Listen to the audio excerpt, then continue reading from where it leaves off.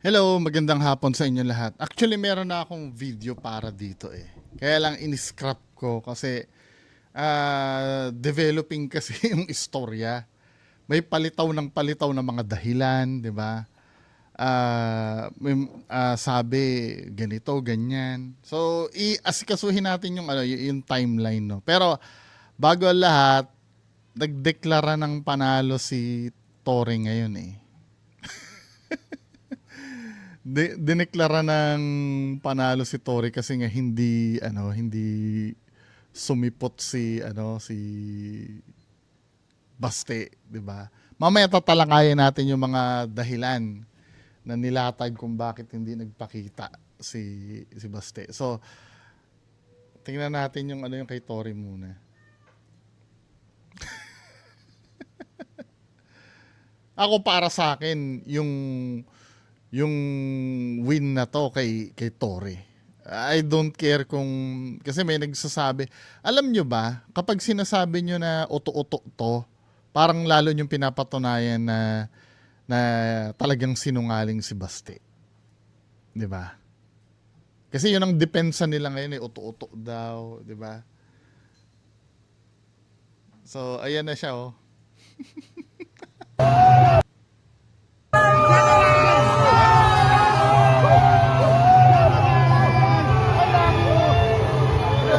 Daming vlogger eh.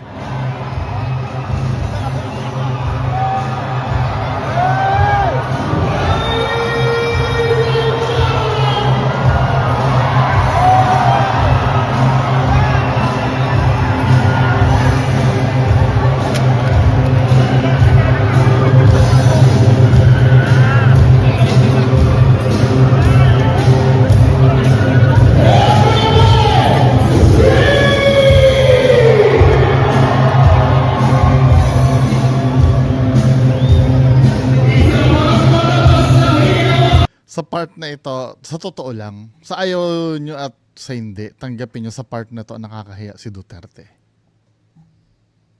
'Di ba? Anyway, ito yung mga reason.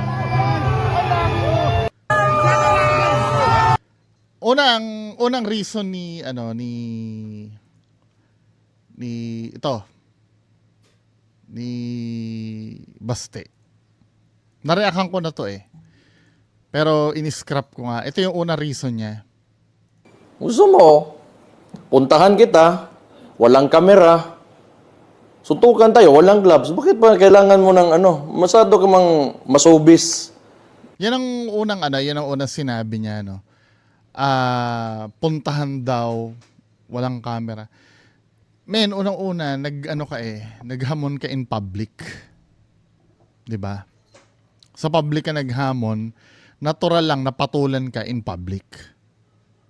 Illogical 'yun, yung sasabihin mo. Kasi, if ever man na pumunta ka in private, no, mag-confrontation ka kasi sa publiko nyo in-start itong na to eh. Itong away na to eh. So, ang mangyayari nun, pag may nangyari, syempre, pwede mo ikwento na, alam mo, sinuntok ko siya ng straight eh. Tumalsik siya sa malayo, di ba? Syempre, ang iba na naman ang ikikwento nung kabilang panig, di ba? Ang kwento naman ng kabila bida. So, kaming mga audience, hindi namin alam kung ano talaga yung totoong nangyari. Kaya bullshit ito, men. Yung sasabihin mo ganito, oh. Iisa-isahin natin ha, pati yung mga reason na nilatag nila. Gusto mo, puntahan kita, walang kamera, suntukan tayo, walang gloves. Bakit pa kailangan mo ng masyado ka mang masubis? Ganito yan. Kung gusto mo lang talaga ng suntukan, bakit kailangan mo pa ng charity? Why do you need Yung charity kasi, yun eh. I mean, hindi naman yung regarding sa laban nyo. Regarding sa laban nyo yun, pero wala yung kinalaman sa magiging laban nyo. Initiative lang yun. Na total may mangyayaring event doon, dadaluhan ng PNP chief. Hindi naman masama siguro na gawin ng makabuluhan yung event. Hindi yung nagsuntukan lang kayo sa wala. Sa akin, agree naman ako doon. At least kahit pa paano, may pakinabang yung mga tao. Magkakaroon ng pakinabang yung mga tao doon sa gagawin nyo. Hindi lang yung mga ego nyo lang yung makikinabang. At least kahit pa paano, yung mga tao ay may benefit doon sa doon sa event na mangyayari. At yun ay walang kinalaman sa magiging laban yung dalawa. 'Di ba? Hindi ko naiintindihan kahit kailan na sitahin mo yung charity. Okay lang sana kung kung sisitahin mo. Bakit kailangan may kasama ka? Dapat tayong dalawa lang. Yun yung mga ganun kasi may kinalaman na yun sa nyo eh. Sa laban yung dalawa eh. 'Di ba? Bakit Bakit kailangan nakatali ang kamay ko? Isang kamay ko sa likod. Dapat patas tayo, 'di ba? Ganun ang mga sitahan, yung may kinalaman sa laban. Hindi yung charity, bakit mo pagbabawalan yung charity? Ang magbe-benefit doon hindi naman yung kalaban mo, kundi yung mga biktima ng bagyo. 'Di ba? Pag ikaw pa ang nanalo doon, alam mo ang mangyayari kapag nilabanan mo yon, yung mga supporter mo magdo-donate din. 'Di ba? Parehas kayong makakatulong. Kaya hindi ko kayo ano bang problem nun?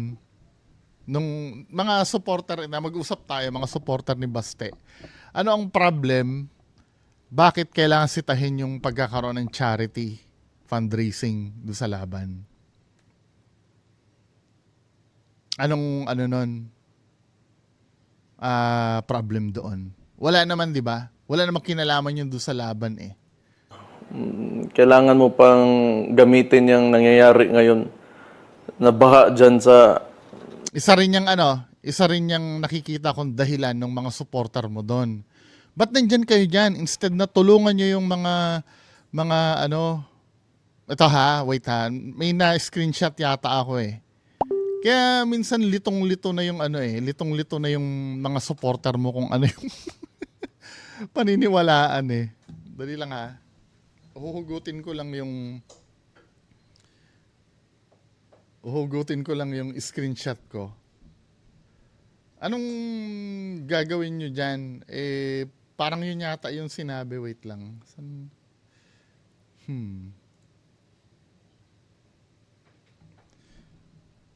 Sana tumulong na lang kayo sa bagyo. The event itself, pagtulong na yun sa mga nasalanta ng bagyo eh. 'Di ba? Hindi pala ito yung na-screenshot ko. Pero mamaya papakita ko 'to, in-screenshot ko na 'to. Hindi kasi, sige pakita ko na nga. Ito pala hindi pala yung tungkol dun sa pagtulong ng pulis. Kasi may nabasa kasi ako doon. Ba't nandyan kayo mga pulis? Ba't hindi nyo tulungan yung yung nasa bagyo? Form na ng pagtulong to sa mga nasalanta ng bagyo eh. Pero ito pala yung na-screenshot ko, sorry ha. Akala ko yun eh. Sabi dito, iba na pala mga pulis ngayon kapag may naghamon, papatulan na agad at boxing agad. Akala ko meron kayong tinatawag na maximum tolerance at kahit man manghamon o magmura sa inyo, 'di ba? So pag hindi pinalagan ito, ano naman ang sasabihin nyo? 'Di ba? Duwag yung si Tore. Hindi, kasi yung sa akin ito, kalmado naman si Tore nung kinasahan ito eh. 'Di ba? Hindi naman ito yung hamon na yung talagang yung patayan. Sports ito eh. I think okay lang ito na patulan, 'di ba? So hindi ko pala na-screenshot yung sorry, akala ko yun yung na-screenshot ko eh, yung sinasabi, ba't nandiyan kayo mga pulis? Dapat tumutulong kayo sa bagyo. Pagtulong na sa bagyo yun eh. Yung nangyayari na event na yun. Metro Manila. Gusto mo, puntahan kita, walang kamera, suntukan tayo, walang gloves. Bakit ba kailangan mo ng masyado ka mang masubis? Masyado daw ma-showbiz. Actually, itong ginagawa mo rin showbiz din ito eh. 'Di ba? Para saan kung ba't ka nagsasalita sa publiko? Sinagot ka rin lang naman sa publiko. 'Di ba? Nag-issue ka ng pahayag regarding dun sa tao na sinasabi nyo, mamaya na sinasabi mo sa ibang video mo na ipi-play natin mamaya, hindi naman challenge ka mo 'yon. 'Di ba? Pero pagpatuloy muna natin 'to. Well, hindi ko alam kung if you're really serious Magpapatayo ba ng ring 'yon kung hindi seryoso? Ikaw naman. 'Di ba? about this. Kung gusto mo yung charity na yan and you've laid some conditions, then let me lay my own conditions for the event. Kung serious ka talaga ha, but I cannot be there sa Sunday. I have other things to do. Pero Tuesday, available na ako. Ito rin yung nagko-conflict din ito eh. Mamaya pag-uusapan natin yung sinabi niya, no? I cannot be there in Sunday. Sabi niya. Na-mention niya na dito. Tapos ibibintang nila Banat Bay. Dapat alam na ni Torre na wala na daw. Sa ano dahil di umano, mamaya i-indicate ko, no? Tuesday, Wednesday, but not Sunday.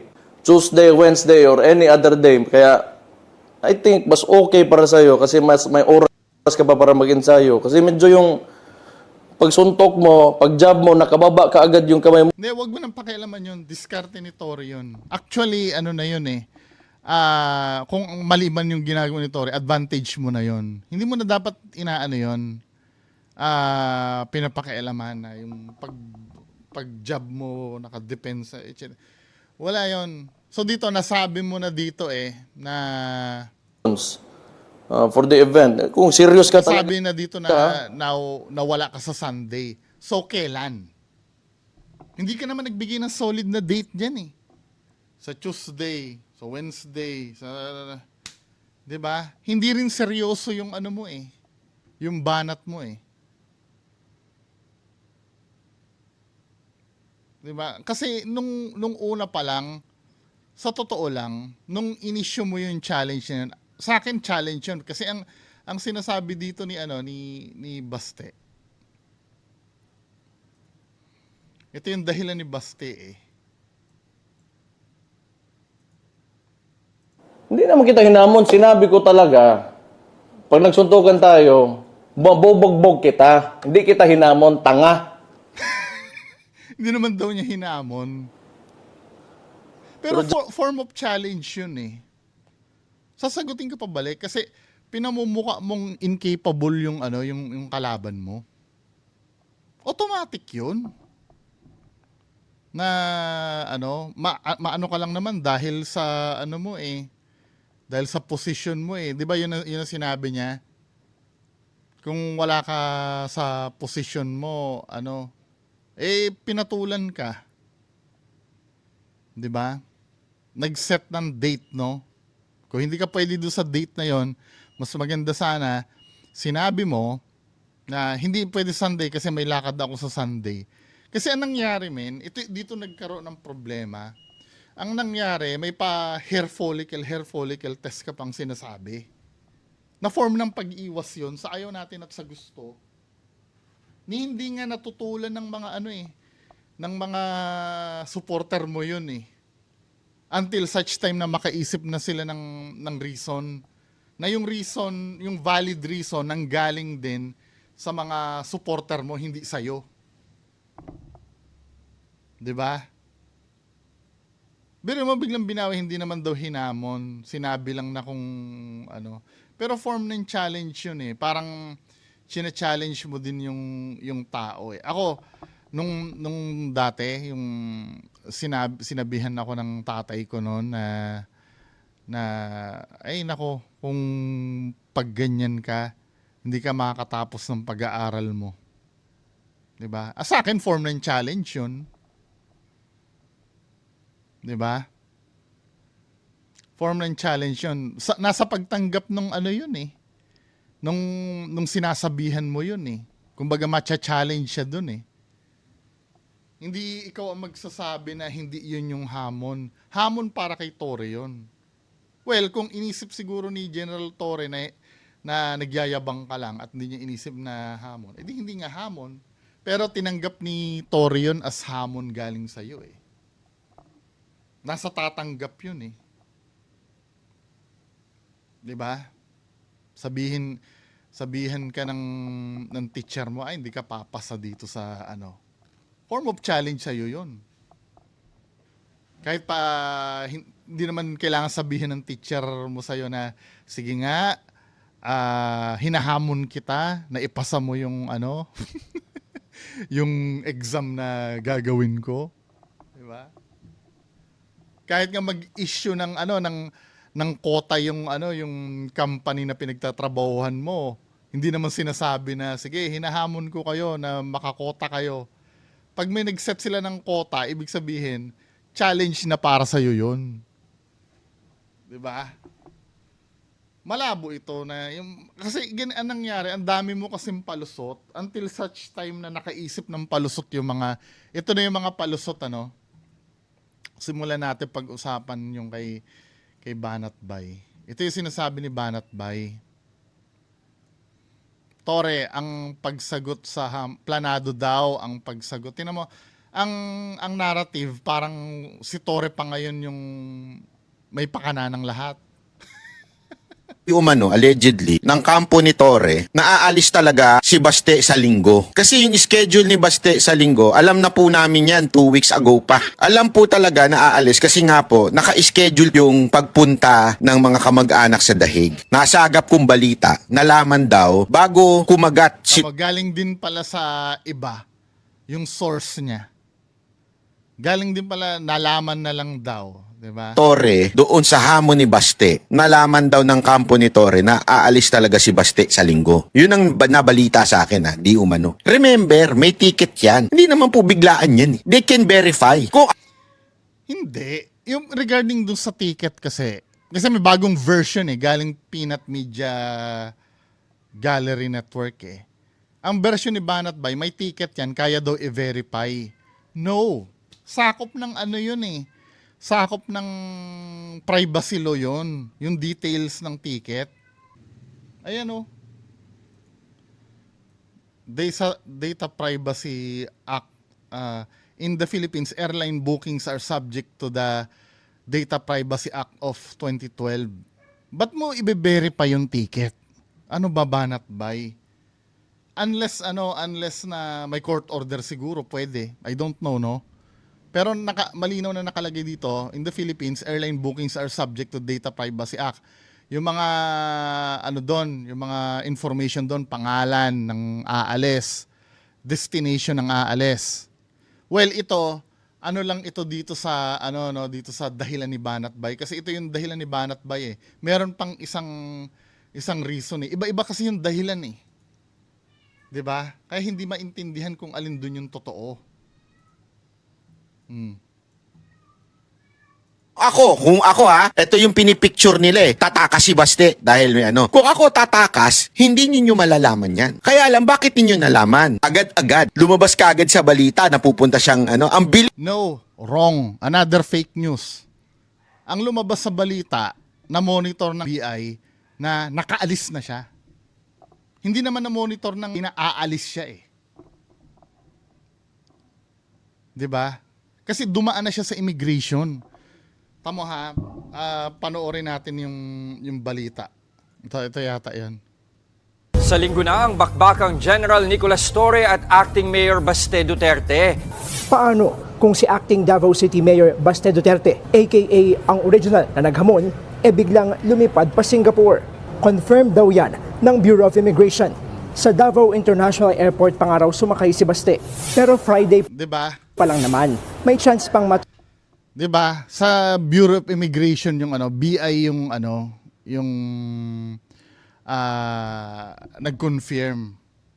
Past tense na. Hindi naman mako-confirm ng Bureau of Immigration yung pag-alis niya. Naaalis pa lang. 'Di ba?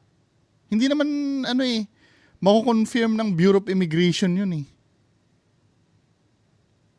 Na-confirm ng Bureau of Immigration. Kaya hindi pwedeng sabihin na namomonitor. Kasi kung imo-monitor mo yun, ito ay ayon sa ayon sa pahayag ni Banat Bay, yung ticket daw kasi hindi pwede yun.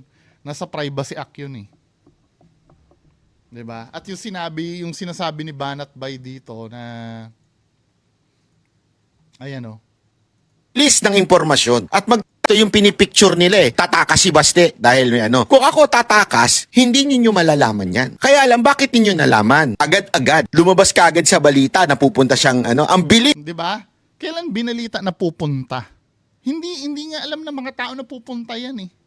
Na-confirm na lang sa Bureau of Immigration no nakaalis na. Hindi yung pupunta pa lang. So fake news ito.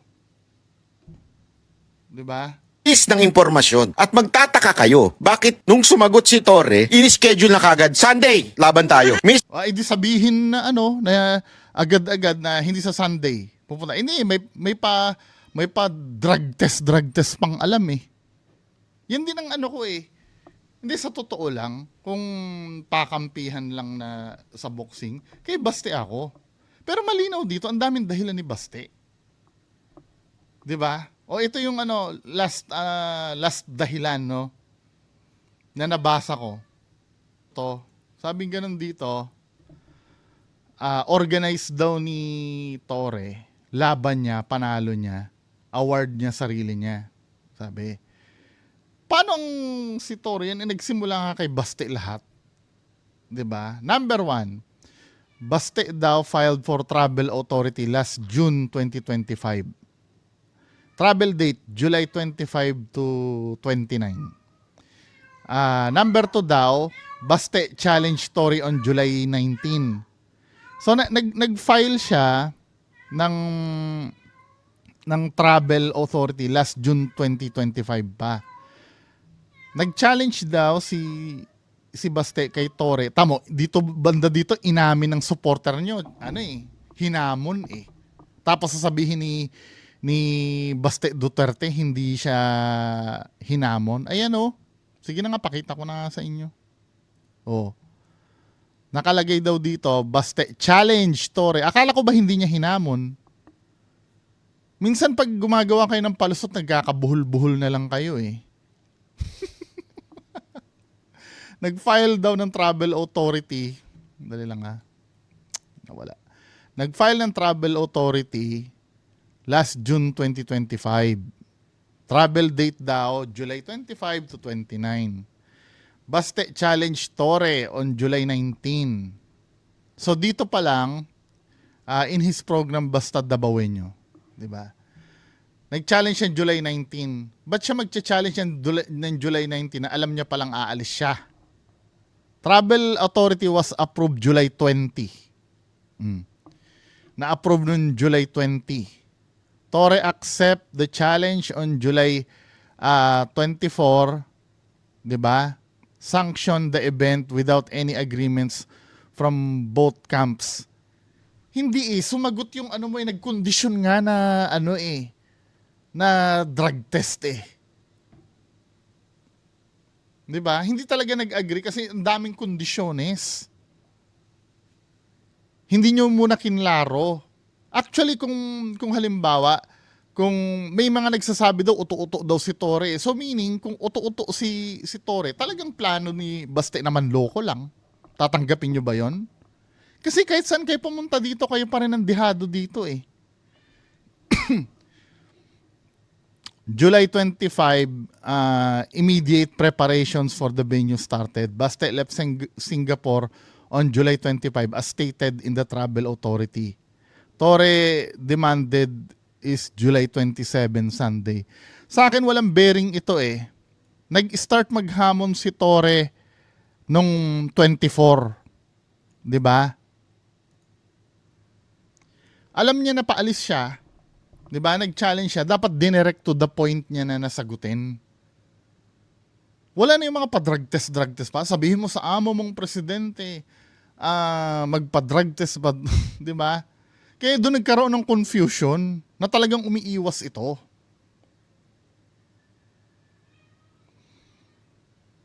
Kung umpisa pa lang sinabi mo na agad na okay, to be fair naman, may sinabi naman siya na hindi siya pwede. Karugtong daw ito nung ano eh, nung podcast eh, or nung vlog niya eh, na hindi siya pwede ng Sunday, Tuesday. Dapat from the very beginning, yun na yung dahilan mo, consistent ka na.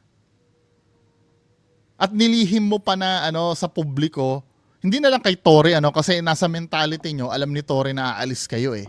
Hindi nyo na lang sinabi sa publiko, pati publiko pinalito nyo, hinilo nyo yung publiko. Naaalis ka pala, dapat sinabi mo na aalis ka na para mas maayos yung scheduling. Eh, ang galing din minsan ano, sila yung nag-start ng ano ng away na to, then ituturo sa kalaban na yung kalaban pa yung may problema. Torre demanded is July 27. Nag-demand siya, wala namang kumontra sa inyo. Di ba? Wala namang kumontra sa inyo. Sana sinabi yan, ano? Sinabi yan na, hindi, alam mong aalis ako ng July 27, saka ka maghahamon eh. Ang goal talaga nito, lokohin na lang yung tao. Kasi, kung yan ang narrative nyo, unang-una pa lang, alam nyo naman palang aalis yan eh. Ba't di nyo pa sabihin sa tao na aalis yan? Tapos sasabihin ng iba, uto-uto daw si Torre. 'Di ba? Ang kantsaw ng iba, uto-uto, 'di ba? So meaning, kung sasabihin yung uto-uto si Torre, tinatanggap nyo naman loloko si Baste. Wala kayong pupuntahan. Actually, kahit nakaset na yung mga schedule na yan, kung talagang hinamon ka dyan, men, pupunta ka dyan eh. Sa totoo lang, pwede mo i-cancel yan eh. 'Di ba? Para sa honor. Ano ba ang gagawin mo dun sa dahig? Bibisitahin mo lang naman ang tatay mo. Mamamatay na ba yung tatay mo dun? 'Di ba? 25, pwede mo namang i-suspend ng konti yung pag-alis mo, i-reschedule eh. Meron namang option na gano'n eh. Hindi ba pwede 'yon? Kung talagang seryoso ka dyan, tapos ang sinasabi mo pa kay Torre, kung seryoso ka ha, obviously, nagpagawa na nga ng ring yung tao eh. Hindi nyo nga kinontra habang kinoconstruct yung ring eh. Until such time na ma-confirm yung aalis na eh. Nasa inyo pa rin yung fault. Huwag nyong palalabasin na parang pinalabas na naduwag si Duterte. Na talaga naman totoo, ang daming dahilan eh. Doon pa lang sa ang daming dahilan, na hindi i-direct to the point yung dahilan, yung the fact na sinabi na magpa-drug test muna, pag-iwas na yun eh. Huwag nyo lukuhin ang sarili nyo, please lang. 'Di ba? Anyway, bahala kayo no kung ano yung iisipin nyo. Pero the fact na nung time na hinamon ka at sinagot mo na magpa-drug test muna yung amo niya, wala na yun. As you go along, gumagawa na lang kayo ng mga dahilan. Ngayon, kung sasabihin nyo na dapat alam niya yan, actually kahit alam niya, valid naman na hamulin ka pa rin. Eh di cancel mo yan. Or kung hindi mo may ka-cancel, eh di sabihin mo sa publiko na aalis ka pa Singapore. 'Di ba? Or paahig. Kung saan ka man pupunta. Eh sabihin mo, alam mo Torre, mas mapapahiya si Torre. Alam mo Torre, maghahamon ka, alam mong aalis ako papuntang Hague eh. Ganun lang na, pero hindi, hinayaan nyo na lokohin nyo si Torre. Hindi nakakapunto sa inyo yun. Tapos tuwan-tuwa pa yung mga supporter mo na nauto nyo, si Torre. Wala. Sorry, Ako hinangaan ko din naman si Duterte, pero dito, olats to. Kaya kung tatanggapin nyo yung kabulshitan na dahilan na ganyan, go ahead. Kalayaan nyo yan. Yan lang po, magandang hapon sa inyo lahat. Bye-bye.